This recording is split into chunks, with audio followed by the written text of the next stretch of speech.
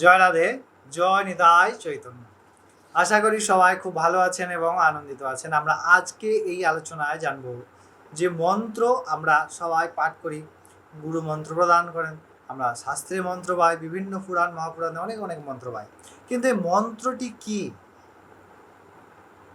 মন্ত্রের বিষয়বস্তুটি কি এবং মন্ত্রের অন্তর্নিহিত অর্থে কি, এই সম্পর্কে আমরা আলোচনা করব এই ভিডিওর মধ্যে।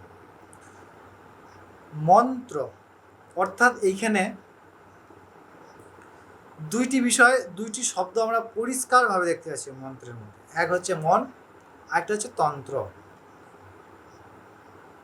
মন এবং তন্ত্র,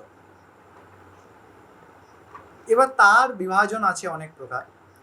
যেমন উদাহরণ আমি প্রথমে দিই, তারপরে আমরা বিস্তারিত আলোচনার মধ্যে প্রবেশ করছি।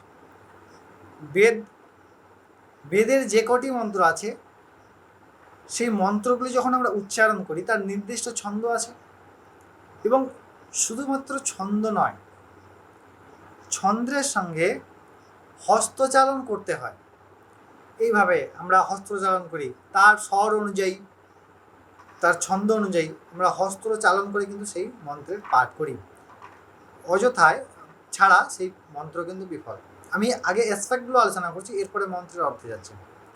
আবার কোনো মন্ত্র আমরা জোরে উচ্চারণ করতে পারি না, যেমন ইষ্ট মন্ত্র, অর্থাৎ গুরুদেব যে মন্ত্র জানেন তা কিন্তু আমরা আস্তে আস্তে উচ্চারণ করতে পারি না। একদম উচিত মুখ বন্ধ রেখে কেবলমাত্র জিহ্বার দ্বারা আস্তে আস্তে উচ্চারণ করা, শব্দ প্রকাশিত না করা। তাহলে মন্ত্র কিন্তু দুইভাবেই করা যায়। এক মন্ত্র অত্যন্ত উচ্চ ঈশ্বরে অঙ্গুলি হেলনের দ্বারা করা হচ্ছে, কিছু মন্ত্র স্তোত্র পাঠ করা হচ্ছে, মন্ত্র পাঠ করা হচ্ছে, আবার কিছু মন্ত্র উচ্চারণই করা বিশেষভাবে বিধি নেই।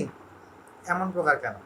ওই যে বললাম মন আর তন্ত্র, দুই বিষয়টি আছে। তন্ত্র মানে পদ্ধতি, আর মন অর্থাৎ যেটিকে মন্থন করার জন্যই ওই পদ্ধতি ব্যবহার করা হয়, সেটিকে বলা হয় মন্ত্র। অর্থাৎ সামগ্রিকভাবে মন্ত্র হচ্ছে একটি দণ্ড। দণ্ডতে কি না, আমরা যদি দুধ দিয়ে লুচি ভাজি, কেউ কি ভাজতে পারবেন না। কিন্তু একটি দণ্ডের দ্বারা সেই দুধ মন্থন করে তার থেকে যখন আস্তে আস্তে মাখন ঘি বের করা হয়, সেই ঘি দিয়ে কিন্তু লুচি ভাজা সম্ভব বা যে কোনো বিষয়ের সঙ্গে। কিন্তু এই ঘি ছিল দুধের মধ্যেই, এবার দুধ দিয়ে তো কিন্তু লুচি তো ভাজা গেল না বা কোনো কিছু ভাজা গেল না। সেই রকম আমাদের মন, আমাদের এই যে দেহটি আছে, তার মধ্যে যে মন আছে, অন্তঃকরণ আছে, তা সম্পূর্ণ অনন্ত ব্রহ্মাণ্ডকে ধারণ করে রেখেছে যে চক্রগুলি আছে। এবং এই চক্রগুলি কোনো চাবি, জাগতিক চাবির দ্বারা খোলে না, এটি ভাইব্রেশনের দ্বারা খোলে, অর্থাৎ কম্পনের দ্বারা। এবং সেই যে কম্পন বা পদ্ধতি, সেটি হচ্ছে মন্ত্রের ওই দণ্ড। যেমন যে কম্পন দণ্ডের সাহায্যে আমরা দুধ থেকে মাখন, ছানা, ঘি ইত্যাদি ইত্যাদি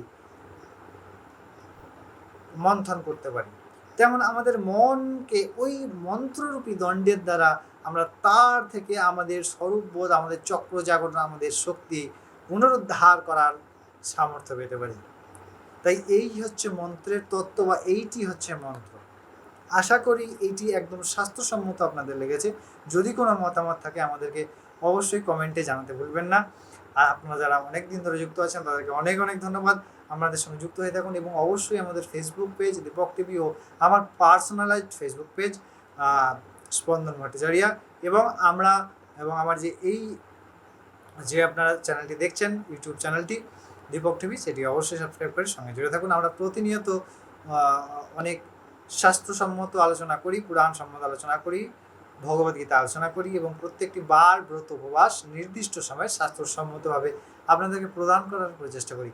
সকলে থাকবেন, অনেক ভালো থাকুন এবং খুব আনন্দে থাকুন। জয় রাধে, জয় নিতাই চৈতন্য।